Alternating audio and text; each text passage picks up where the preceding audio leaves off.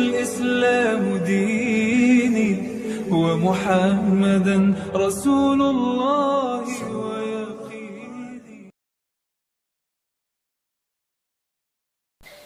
Dalam contoh sehari-hari aja, misalnya mau main, ternyata lapangannya becek misalnya.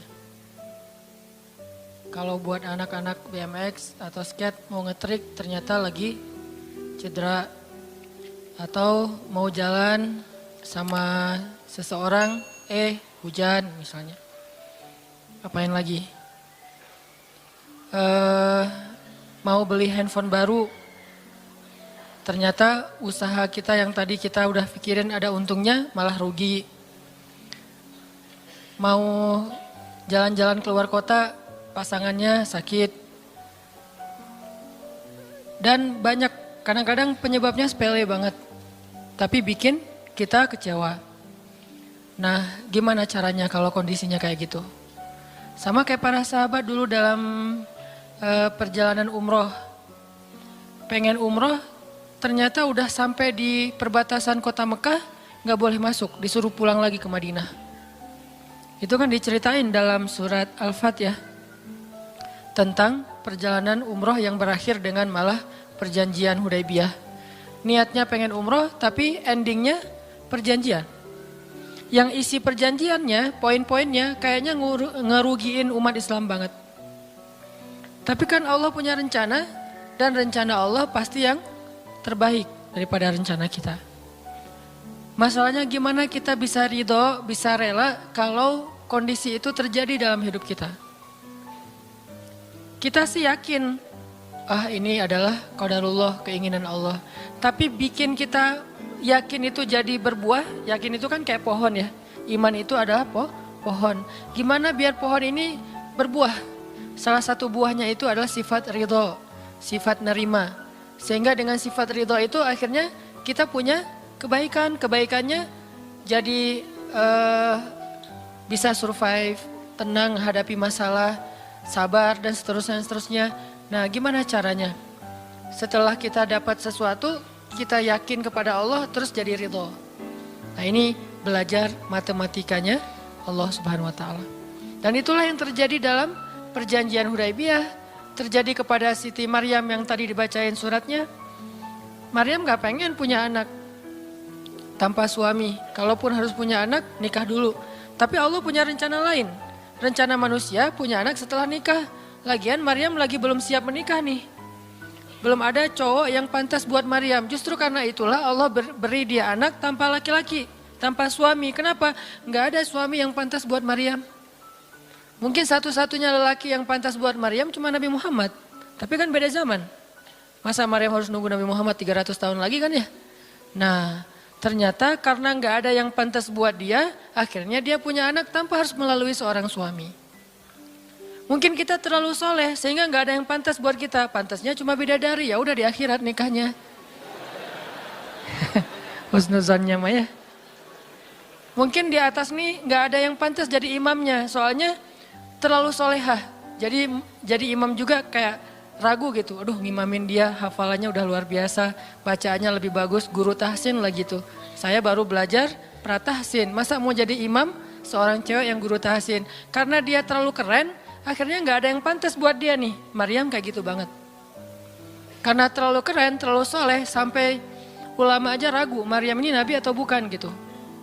Sehingga ada dua pendapat ulama, sebagian bilang Maryam bukan nabi, orang soleh. Tapi ada ulama yang bilang Maryam itu emang nabi. Satu-satunya nabi dari cewek. Satu dari 4 perempuan yang sempurna. Dan di antara 4 itu kayaknya menurut sebagian ulama Maryam nomor 1 tuh. Walaupun secara usia Asia, Maryam, Khadijah, Fatimah. Tapi Maryam itu paling keren lah. Tiba-tiba hamil, datang cowok keren, baju putih, jubah putih, auranya tuh luar biasa. Pokoknya cowok paling keren aja. Sampai Maryam kaget dan berta'awuz. Inni a'udzu birrahmani minka in kunta taqiyya. Aku berlindung kepada Allah dari kamu. Ketemu cowok keren malah berlindung, bukan bersyukur. Coba. Duh, keren banget ya. Astagfirullah, auzubillah gitu kan ya. Nih Maryam nih. Duh, ceweknya keren banget. Udah lama ngelihat baru auzubillah, enggak. Dari awal auzubillah. Kenapa? Ada pasangan di sebelah gitu. Ada istrinya. Nah, Maryam langsung ta'awuz, inni a'udzu birrahman minka in kunta taqiyya. Kata Jibril, cowok keren itu ternyata namanya Gabriel. Kata Gabriel, innama ana rasulu rabbik li'ahaba laki ghulaman zakiyya. Jangan takut Maryam, aku itu utusan Tuhanmu.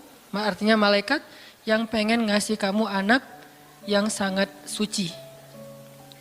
Kata Maryam, anna yakunu li ghulam, gimana saya akan punya anak, walam yamsasni basyarun. Gak ada seorang laki-laki pun yang pernah nyentuh saya, nyentuh aja gak pernah. Walam aku baghiyya, dan saya juga tidak pernah merendahkan diri depan laki-laki, artinya berbuat dosa. Anna yakunu li ghulam, gimana caranya saya punya anak? Kata Jibril, kadzaliki qala rabbuki huwa alayya hayyin. Itu udah kehendak Allah, kehendak Allah. Dan itu hayyin, mudah banget buat Allah SWT. Sepele banget lah buat Allah. Fahamalat, tiba-tiba Maryam hamil. Fantabadat bihi makanan qasiyya. Karena Maryam malu ketahuan hamilnya, akhirnya Maryam pun pergi ke suatu tempat yang terpencil. Qasiyya, Aqsa. Aqsa itu artinya tempat yang jauh. Masjidil Aqsa disebut Al-Aqsa karena dia jauh dari Masjidil Haram. Kalau Madinah kan dekat. Masjid yang paling mulia kan ada 3 itu ya, Mekah, Madinah, Palestina. Nah dia disebut Aqsa karena tempatnya jauh. Makanan qasiyya, tempat yang sangat jauh, terpencil, gak ada siapa-siapa. Fantabadat bihi makanan qasiyya. Fa'aja ahal makhadu. Tiba-tiba dia udah harus ngelahirin setelah sekian bulan, mungkin 9 bulan. Qalat, dia bersandar di sebuah pohon, kemudian dia berkata, ya laitani mittu qabla hadza wa kuntu nasyam mansiya. Dia kayak orang menyampaikan satu bentuk kalimat sedih, kayak kalau bahasa sederhananya kayak ngeluh gitu. Ya laitani mittu qabla hadza, aduhai seandainya aku mati aja daripada harus menanggung malu kayak gini. Maryam itu kan pemalu banget. Mahkota sifat malu itu dipakai banget sama Maryam. Makanya ketahuan hamil nggak punya suami, itu buat Maryam pukulan paling luar biasa, telak banget. Walaupun dia nggak berbuat dosa, tapi tetap aja orang kan ngata-ngatain dia. Ditambah lagi Bani Israel, tahu sendiri kan Bani Israel suka banget viralin fitnah. Ada apa? Viral langsung di Bani Israel teh. Maryam hamil di luar nikah, viral. Semua orang ngomongin mana Maryam. Terus rumahnya tuh dilemparin batu karena dianggap sebagai pembawa sial bagi Bani Israel. Dasar Maryam ngaku-ngakunya suci, sok suci segala macam. Sehingga Maryam bilang, ya laitani mittu qabla hadza. Aduhai seandainya saya mati aja sebelum ini terjadi pada saya. Sehingga saya menjadi orang yang tidak pernah dibicarakan oleh siapapun. Sedih. Berarti pengennya Maryam beda dengan pengennya Allah. Secara emosional, secara manusiawi, secara fitrah ada penolakan dan itu manusiawi. Maryam menolak. Begitu juga sahabat Muhajirin. Wa inna fariqam minkum lakarihun. Minhum lakarihun. Walaupun sebagian kalian itu dalam keadaan karih, menolak, enggak suka. Emangnya kita mau nerima musibah? Pasti kita nolak kan secara spontan, fitrah, manusiawi, nolak. Ya laitani mittu qabla hadza wa kuntu nasyan mansiya. Aduhai seandainya aku mati aja sebelum kejadian ini terjadi padaku, sehingga enggak ada orang yang ngomongin tentang aku. Jadi enggak ada trending topik tentang Maryam waktu itu. Dia berharap kayak gitu. Semua berita buka channel mana aja Maryam. Asal buka Instagram yang muncul duluan di home tuh Maryam. Viral banget, semua orang ngomongin Maryam. Sehingga Maryam bayangin, semua orang ngomongin kita se-Indonesia. Karena emang sebelumnya kan Maryam memang selebgram banget kan. Semua orang pengen nge-following Maryam. Jangankan yang cewek-cewek, yang cowok juga pengen nge-following Maryam. Cuman gak ada yang pantas. Semuanya kagum sama Maryam, respect. Tiba-tiba berubah. Kalau gak naik, jatuh kan gak berasa nih. Kita gak naik jatuh, paling keseleo dikit. Tapi kalau naiknya udah terlalu tinggi jatuh, kan lebih sakit nih. Maryam tuh naiknya udah terlalu tinggi. Saking tingginya sampai Nabi menyebut dia satu di antara 4 yang sempurna di muka bumi. Gak ada perempuan yang sempurna kecuali 4 itu. Itu benar-benar dipuja-puja tuh Maryam. Pengen punya anak nanti namanya Maryam. Pengen punya istri kayak Maryam. pengen punya ibu kayak Maryam. Pokoknya Maryam itu idola banget tuh di zaman tersebut. Bani Israel kalau suka lebaynya luar biasa, kalau benci, wah noraknya juga luar biasa. Itu Bani Israel. Berlebihan gitu. Kalau suka habis-habisan sampai dijadikan Tuhan kan dulu mereka pernah mengangkat seorang laki-laki yang soleh jadi Tuhan. Namanya Uzair. Namanya Uzair. Disebut sebagai anak Tuhan. Kemudian juga Isa juga gitu. Bani Israel tuh luar biasa kalau suka. Kalau benci, wah habis-habisan juga tuh dijelek-jelekin. Kayak mereka ngejelek-jelekin Musa, Harun. Kalau Harun gak terlalu sih Musa. Kayak mereka ngejelek-jelekin Nabi, malaikat apa? Mikail, malaikat Jibril. Kan Bani Israel paling gak suka sama Jibril ya. Jadi gak ada orang Yahudi nama anaknya Gabriel tuh gak ada. Rata-rata nama anaknya Michael. Karena mereka senang banget sama Mikail, gak suka sama Jibril. Kenapa? Jibril itu kalau turun pasti bawa perintah. Wahyu kan? Jibril mah hese, bawa perintah wae gitu. Bawel Jibril menurut mereka. Kalau Mikail keren, bawa rezeki, bawa rahmat, bawa apa. Sehingga mereka senangnya sama Mikail. Dibikinlah film Jin versus Gabriel. Malah nggak yang baik itu waktu itu Jin. Kan banyak tuh film-film kayak gitu tuh. Itu memang dari dulu kayak gitu. Nah Maryam naik tinggi, dipuja-puja semua orang. Maryam, kalau ketemu Maryam, fall back dong gitu-gitu. Pada wah pokoknya heboh aja sama Maryam. Tiba-tiba ada kasus, Maryam kan jatuhnya dalam banget. Sehingga Maryam tuh nggak siap perasaannya. Bukan karena dia sombong dan senang dipuja. Tapi memang dia orang yang selama ini nggak melakukan kesalahan apapun. Tiba-tiba dihadapkan dengan tuduhan yang sangat-sangat menyedihkan. Mirip dengan yang dialamin oleh Aisyah dituduh selingkuh. Orang sekelas Aisyah dituduh selingkuh kan berat banget. Kita aja dituduh macam-macam udah wah sedih kan, apalagi Aisyah. Sekelas Aisyah yang terjaga dituduh selingkuh. Maryam terjaga dituduh selingkuh. Ternyata diam-diam Maryam banyak banget ada versi gosip dia melakukannya dengan rahib. Ada gosip melakukannya sesama murid di Al-Aqsa. Ada gosip melakukan dengan Zakaria. Banyak gosip. Berat banget buat Maryam. Sehingga Maryam mengatakan, ya laitani mittu qabla hadha wa kuntu nasyan mansiya. Aduhai seandainya aku mati aja. Aduhai seandainya dulu aku gak bikin akun Instagram. Pasti gak akan jadi apa-apa gitu. Nyesel udah punya akun. Udah gitu banyak lagi yang ngomongin. Akhirnya turun ayat. Turun lagi Jibril. Turun malaikat. Fanadaha min tahtiha alla tahzani qad ja'ala rabbuki tahtaki sariya. Dipanggillah Maryam oleh malaikat itu. Ya Maryam, la tahzani. Kalau Abu Bakar, la tahzan. Kalau Maryam, la tahzani. Dua orang yang disebutkan kalimat la tahzan di dalam Al-Quran. La tahzan, innallaha ma'ana. Siapa? Abu Bakar. Kalau Maryam, la tahzani, qad ja'ala rabbuki tahtaki sariya. Jangan sedih wahai Maryam, gak usah khawatir. Allah udah memunculkan mata air di bawah kakimu. Artinya Allah yang akan merawat kamu. Allah yang akan ngebelain kamu. Allah yang akan deketin kamu. Allah bersama kamu wahai Maryam. Apa pelajarannya di sini teman-teman? Ketika Allah menggunakan logikanya yang kita tidak bayangkan, yang awalnya kita tolak, itu artinya Allah sedang memberikan kita kesempatan hanya akan ditolong oleh Allah saja, tidak oleh makhluk. Ketika Allah menempatkan kita dalam suatu situasi yang sulit, yang sampai bikin kita kehabisan ide nih gimana cara keluar dari situasi ini, itu berarti Allah lagi ngasih kita kesempatan masuk dalam sebuah situasi yang tidak ada yang bisa nolong kita kecuali Allah. Allah pengen nolong sendiri. Dan pertolongan Allah itu ajaib. Tapi kalau Allah tempatkan kita dalam sebuah situasi yang kita masih berpikir dan menemukan beberapa jalan walaupun belum pasti bisa, berarti kita masih diberikan kesempatan yang nolong kita itu makhluk. Oh minta tolong ke si fulan, minta tolong si fulan. Tapi begitu kita mentok, kenapa ya kok berat banget nih masalah saya? Berarti Allah lagi menempatkan kita di sebuah situasi yang Allah sendiri yang akan menolong kita.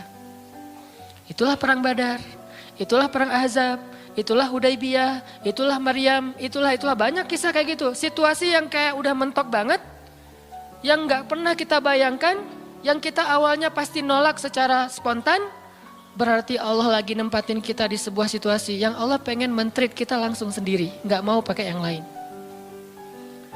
Qad ja'ala rabbuki tahtaki sariya. Allah sendiri yang akan memunculkan mata air di bawah kakimu wahai Maryam. Ayub juga kayak gitu. Semua dokter datang habis uang Ayub untuk biaya dokter tapi gak sembuh. Kenapa? Allah gak pengen kesembuhannya dengan cara-cara yang kebayang oleh Ayub. Allah gak pengen kita dapat jodoh dengan cara yang kebayang oleh kita. Reunian, stalking Instagram, salah ngambil kebab. Pokoknya yang kebayang sama kita itu gak akan. Kenapa? Allah pengen ngasih kita cara yang cuman Allah sendiri yang tahu dan itu surprise. Dan itu istimewa banget. Apa itu? Kalau saya tahu berarti bukan surprise kan? Tunggu aja, masing-masing punya rahasia sendiri-sendiri. Dan ini yang bikin kita terus berharap. Sehingga Maryam tiba-tiba ngelihat di bawah kakinya sama Isa udah ada mata air. Minumlah dari mata air itu. Terus kata Allah, وَهُزِّي إِلَيْكِ بِجِذْعِ النَّخْلَةِ تُسَاقِطْ عَلَيْكِ رُطَبًا جَنِيًّا. Ya Maryam, goyangkan pohon kurma yang ada di sebelahmu. Kan dia tadi bersandar di pohon kurma pas ngelahirin. Terus disuruh goyangin tuh pohon kurma. Saya pernah bilang, bayangin gimana seorang perempuan yang baru ngelahirin, yang lagi lemah disuruh goyangin pohon kurma. Pohon kurma itu ukuran diameternya sebesar meja ini nih. Lebih besar daripada diameter pohon kelapa. Bayangin, ngegoyang pohon kurma sebesar ini, seorang perempuan, goyang gak tuh pohon? Gak bakal, laki-laki aja gak goyang, apalagi sendiri. 10 orang laki-laki aja ngegoyang pohon kurma segede ini, belum tentu goyang. Goyang aja enggak, apalagi sampai ngejatuhin buah kurma. Kalau buah kurma yang udah tua jatuh masih mending, nih yang muda jatuhnya tuh. Berarti kan goyangnya lumayan tuh. Berapa skala Richter ya? Yang muda jatuhnya rutoban janiyya, bukan korma yang tamar yang udah tua, yang udah emang dihembus juga pakai angin jatuh enggak. Wahuzzi, goyangkan pohon kurma itu ya Maryam. Apakah Maryam berpikir Allah kalau ngasih perintah yang logis deh? Enggak kan? Kan Allah tahu ini pohon kurma dan saya baru ngelahirin, masa disuruh goyang? Enggak. Logika kayak gini, pertanyaan kayak gini enggak muncul dari orang yang udah pasrah banget sama Allah, yakin kalau Allah yang perintahkan lakukan aja deh. Gak usah tanya gimana nanti hasilnya, itu bagian Allah, bagian kita ngelakuin apa yang Allah perintahin, disebut dengan ikhtiar. Kadang-kadang ikhtiarnya gak nyambung dengan hasil, tapi Allah suruh, ya udah lakuin aja. Maryam pegang tuh pohon, baru digoyang dikit udah langsung berguncang. Tusakit alaiki, jatuhlah, bukan jatuh, berjatuhanlah, berarti banyak nih. Berjatuhanlah untukmu rutoban janiyya, buah-buah kurma yang masih muda tapi manis. Artinya apa? Hasilnya Allah yang pilih. Kurma yang mana yang mau jatuh, dengan rasa apa yang mau jatuh, yang jaraknya sekian dari tempat duduknya yang Maryam yang akan jatuh. Allah yang menentukan hasil, tugasnya Maryam cuma ngegoyangin dong walaupun gak mungkin akan terguncang. Ini iman, belajar iman. Allah yang suruh ya sudah saya lakukan. Allah suruh ikhtiar ya saya ikhtiar, Allah suruh berobat ya saya berobat. Tapi hasilnya Allah yang nentuin kayak gimana caranya. Akhirnya rutoban janiyya berjatuhan. Kata Allah, fakuli washrobi wa qarri aina. Makanlah Maryam, minumlah Maryam dan bersenang hatilah kamu dengan semua ini. Sehingga kata Nabi komen setelah baca ayat ini nih. Nabi komen. Komen Nabi apa? Korma dan manusia itu ada hubungan sejarah. Diciptakan dari jenis tanah yang sama. Jadi pohon-pohon lain itu jenis tanahnya beda. Cuman satu yang mirip dengan manusia, jenis tanahnya korma. Sehingga salah satu yang cepat merecovery seorang perempuan yang baru ngelahirin adalah makan rutoban janiyya, korma yang yang muda tapi manis. Jangan dikasih ke bayinya ya, keselak, bahaya. Kasih ke ibunya. Kalau ke bayinya tamar, korma yang udah tua, terus dikunyah sama bapaknya dengan syarat bapaknya udah gosok gigi. Jangan habis makan bala-bala, cengek, makan kurma, kasih ke bayi. Kasih ke bayi yang tua, kasih ke ibunya yang muda. Dan itu cepat merecovery seorang perempuan. Kata Nabi di situ ada obat dari penyakit. Intinya teman-teman, kayak gitu ternyata cara Allah. Ini logika Allah nih. Sehingga ketika kaum muslimin, balik lagi ke surat Al-Anfal, dihadapkan dengan satu pilihan yang mereka nggak pernah ngebayangin dan secara spontan karihun menolak, maka Allah Subhanahu wa taala menyampaikan kenapa Allah memilih itu. Karena kata Allah, tujuan dalam pencegatan ini bukanlah mengambil harta, tetapi untuk menunjukkan mana yang benar, mana yang batil. Ya sudahlah, daripada menentang Allah, sami'na wa ata'na, ikut. Walaupun sebetulnya hatinya masih karihun, gak rela gitu. Ikutlah pilihan Allah dan Rasul. Mereka pun ganti rute, dari yang tadi rute mau mencegat Abu Sufyan, sekarang rute kepada Abu Jahal. Mulai ngutus mata-mata Abu Jahal, berapa pasukannya segala macam, bermalam di sebuah tempat di daerah situ. Malamnya Nabi itu gak bisa tidur. Nabi sepanjang malam beristighosah. Jadi istighosah itu teman-teman salah satu di antara sunnah-sunnah Nabi SAW. Apa istighosah artinya? Doa yang sangat lama. Nabi malam itu sama Abu Bakar berdua gak tidur. Yang lain pada tidur kan besok mau perang nih. Malam ini mereka tidur, besok mau tanding aja disuruh tidur kan ya. Apalagi besok mau perang. Tidur, wajib tidur. Yang belum tidur pokoknya pura-pura tidur. Tidur aja. Kayak kita besok mau akad kan harus tidur ya. Walaupun susah tidurnya.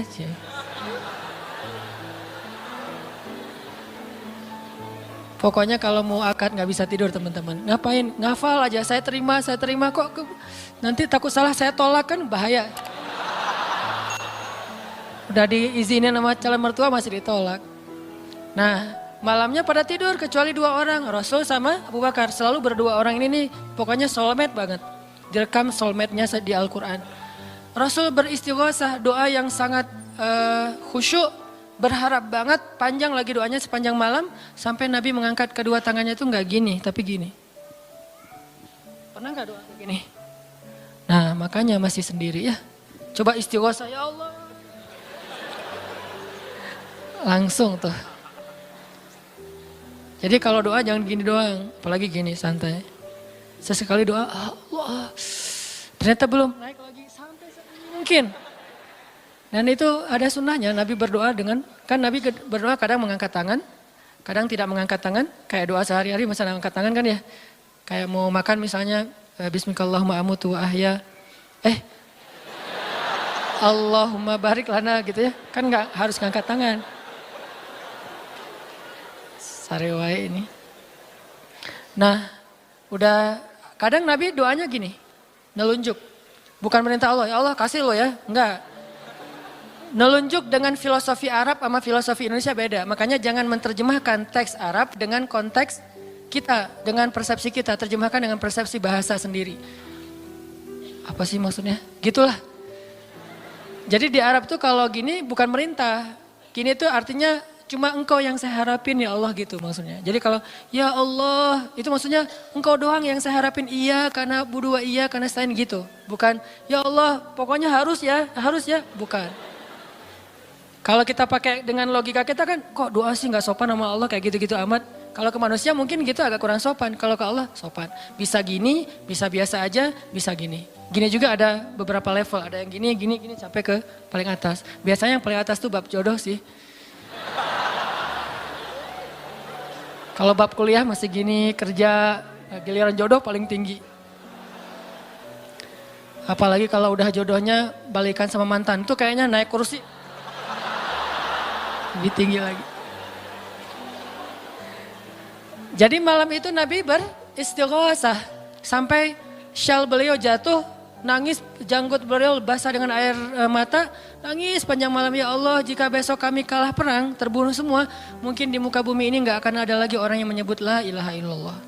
Abu Bakar ngambil rida syalnya Rasul ditaruh lagi cukup bagimu ya Rasulullah, cukup ya Rasulullah. Allah udah mendengar. Abu Bakar menenangkan Rasul, tapi Rasulullah terus saja gitu. Kayak kita lagi doa kata teman, udah Allah udah dengar, taruh dulu. Kalau kita mah gitu ya. Nah, tapi jangan dibayangin gitu, Rasulullah pasti khusyuk banget gak kayak kita. Udah selesai berdoa, pagi-pagi sahabat riuh. Innalillah gitu. Kalau kita kan innalillah pasti ada yang meninggal ya. Siapa yang meninggal? Enggak, innalillah itu musibah, enggak harus selalu orang meninggal. Ya Rasulullah maafkan kami. Kenapa? Ternyata sebagian para sahabat malam itu digoda oleh syaitan sehingga semua pada mimpi basah, maaf. Tapi kayak gitu emang sejarahnya. Bukan semua, sebagian besarnya mimpi basah. Sehingga pas bangun mereka dalam keadaan junub, kotor, tidak suci, tapi enggak ada air. Untuk wudhu aja kurang, apalagi untuk mandi. Dan mandi junub kan harus semuanya. Sedangkan besok mereka mau berperang melawan musuh dalam keadaan tidak suci. Ini kayak pertanda buruk gitu. Dan mereka merasa mentalnya makin drop. Tiba-tiba Allah beri ketenangan buat mereka. Turun air hujan. Malam itu hujan turun. Hujannya hujan lokal lagi. Camp kaum muslimin hujan. Camp orang kafir enggak? Hujan. Nyebrang-nyebrang. Hujan enggak. Yang mainnya di Indonesia gitu. Di camp kaum muslimin hujan, di campnya orang kafir enggak hujan. Akhirnya pada mandi, alhamdulillah, Allah Akbar. Itu nanti ada ayatnya setelah itu, coba nanti baca lagi halaman kedua.